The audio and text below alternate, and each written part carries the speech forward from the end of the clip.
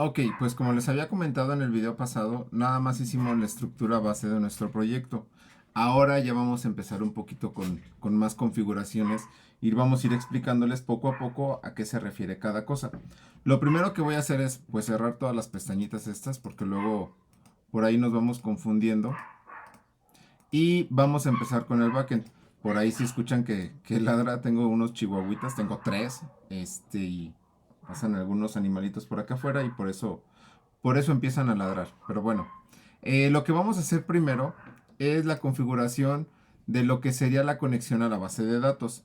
Para indicarle que vamos a trabajar con PHP, debemos de poner esta etiqueta que es PHP. Por ejemplo, ya cuando estemos trabajando con HTML, si es necesario poner código PHP ahí adentro, tendríamos que indicar que termina el PHP de esta manera. Si no lo ponemos, como va a ser puro PHP y lo ponemos así, también está bien. Voy a hacer un poquito más grande la letra para que se note perfectamente. Luego vamos a poner esto que dice de namespace, es decir, nuestro espacio de trabajo. ¿Qué quiere decir eso? Que aquí voy a trabajar con con esta base que sería, ese es mi espacio de trabajo. Entonces, y voy a empezar a buscar cosas que están ahí adentro. Ahora sí que me pasó como normalmente me pasaba en clases. No encuentro la diagonal invertida en mi teclado, pues vamos a buscarla aquí. Ya saben, ¿no? Como de repente nos cambiamos teclados y se nos olvidan las cosas. Entonces, sería de esta manera y después config. Ese va a ser mi espacio de trabajo. PHP es muy estricto, tengo que poner forzosamente los puntos y comas, todo eso, recuérdenlo muy bien. Voy a crear la clase que es la que se va a invocar para la conexión a la base de datos. Esta clase le voy a llamar database. Y lo que voy a poner aquí son los datos de mi conexión a la base de datos.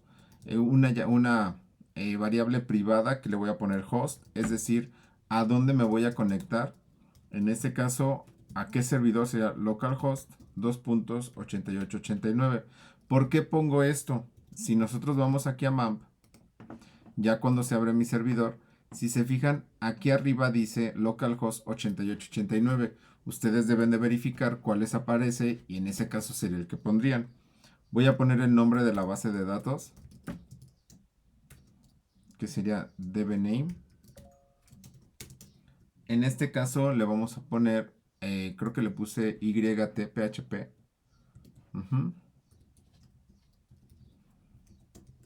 Ahora el nombre del usuario. Voy a poner el nombre del usuario, que es root, y el nombre del, bueno, no el nombre, la contraseña que se utiliza también es root. Si ustedes por alguna razón estuvieran utilizando SAMP, en SAMP no lleva password. Y la conexión, es decir, va a guardar como los datos de la conexión a, a la base de datos. Eso es la clase y ahora vamos a poner la función de conectar porque la voy a invocar desde otro lado. Por eso la pongo como pública. Es una función pública que le voy a llamar connect. Parte de lo que no me agrada a mí mucho de PHP es que es, bueno, pues como cualquier lenguaje de programación muy estricto en su sintaxis. Cuando hago referencia a una variable que esté en el mismo entorno se pone this y esto va a ser igual a nulo. Esto es al inicio. Después ya va a intentar la conexión con nuestra base de datos. Para eso nada más, lo único que hay que poner, el try con su catch siempre son muy importantes porque va a intentar hacer la conexión y para que no nos truene la solución, ponemos el catch para obtener el error si es que sucede y pues ahí mostrarlo. El código que va en el try, lo que voy a poner es la conexión. Permítanme un segundito. Ok, lo único que hice fue los atajos, ¿no? Para pausar la grabación y todo eso para no estarme equivocando. Entonces, lo que voy a hacer es escribir todo el código. Ok, si se fijan, bueno, lo que hicimos aquí nada más fue crear el string o la forma de conectarnos a la base de datos. ¿Qué es un PDO? PDO es un objeto, un PHP Data Objects, o eso, lo que hace es conectarte con objetos en bases de datos. ¿Por qué le ponemos los atributos error mode y error mode exception? El error mode es por si hay una consulta que está mal hecha, solamente me diga conexión fallida. Y en el exception es para que capturemos qué excepción o cuál fue el error que ocurrió y lo podamos mostrar. Aquí lo único que estamos haciendo en este renglón es indicarle a qué host, a qué base de datos, con qué usuario y con qué contraseña nos vamos a conectar a nuestra base de datos. Con este siguiente renglón intentamos hacer la conexión a la base de datos para ver si se puede. En dado caso que se pueda, pues regresamos la conexión ya realizada. En dado caso que no se pueda, va a mostrar un mensaje en la pantalla que diga error de conexión, ¿no? En este caso es lo único que ahorita vamos a poner, ¿no? La conexión a nuestra base de datos. Ahora, para terminar este video, lo único que vamos a hacer es el modelo de la base de datos. Es decir, tenemos que ponerle todos los datos que queremos que se guarden al momento de conectarnos a la base de datos. Para eso vamos a abrir aquí en el modelo y lo que tenemos que indicarle es lo que vamos a estar trabajando. PHP, y como la diagonal invertida no me ha salido, voy a copiarme este renglón. Vamos a ponerlo aquí, nada más que aquí no es config, aquí sería models. Es el modelo de la base de datos, por ejemplo, que sería, es normalmente el nombre de la carpeta. Si yo le pusiera model sin la S, me marcaría error cuando lo estuviera tratando de trabajar o estaría tratando ahí de trabajarlo. Aquí lo único que vamos a hacer es definir la clase, que en este caso se va a llamar usuario. Esta clase va a tener varias variables públicas porque son las que con las que voy a tener acceso. Estas variables deben de ser los campos de nuestra base de datos.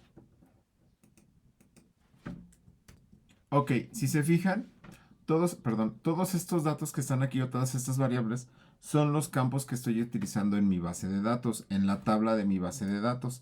Ahora, lo que tenemos que hacer es el constructor de la clase. El constructor es aquel que se ejecuta de manera inmediata cuando se genera la clase. Si yo creo una nueva instancia de esta clase, es el que se genera de manera automática. Vamos a ponerlo aquí, por eso es una public function. Es el constructor. Acuérdese que es dos veces guión bajo. Y aquí entre los paréntesis van todas las variables que acabo de definir aquí arriba para que yo lo pueda estar trabajando. Ok, entonces ahora ya definimos todos los parámetros que me van a llegar a esta función constructora cuando se genera la base de datos. Y después lo único que tenemos que ir haciendo es igualando los valores. ¿Por qué en el primero le pusimos que el ID es nulo? Porque si no está llegando, el ID lo va a poner como nulo. Es decir, cuando yo vaya a modificar un usuario, si voy a mandar el ID, entonces va a tomar ese valor. Cuando yo voy a crear un usuario, ¿por qué cuando se va a crear? Porque si observamos aquí, este ID es autonumérico o autoincremental, entonces yo no necesito mandarlo para que se genere. Cuando se crea, se pone nulo y cuando ya viene en la construcción del ejemplo, pues ahí ya yo lo voy a utilizar, ¿no? Ok, en este caso, lo único que podemos observar es la definición de los datos de nuestro usuario y la construcción con los datos que me puedan llegar en dado caso que ya, por ejemplo, era el ejemplo por decir, es el ejemplo que les mencionaba. Cuando yo creo un usuario nuevo, pues no voy a mandar el ID porque es autoincremental. Pero cuando yo lo voy a editar, sí voy a mandar el ID porque ya lo tengo y simplemente va a llenar con todos los demás datos. Para eso estoy utilizándolo de esta manera. Hasta aquí llegamos con este segundo video. Entonces en el siguiente ya vamos a empezar a crear con la parte de interfaces y ya la conexión un poquito más a fondo.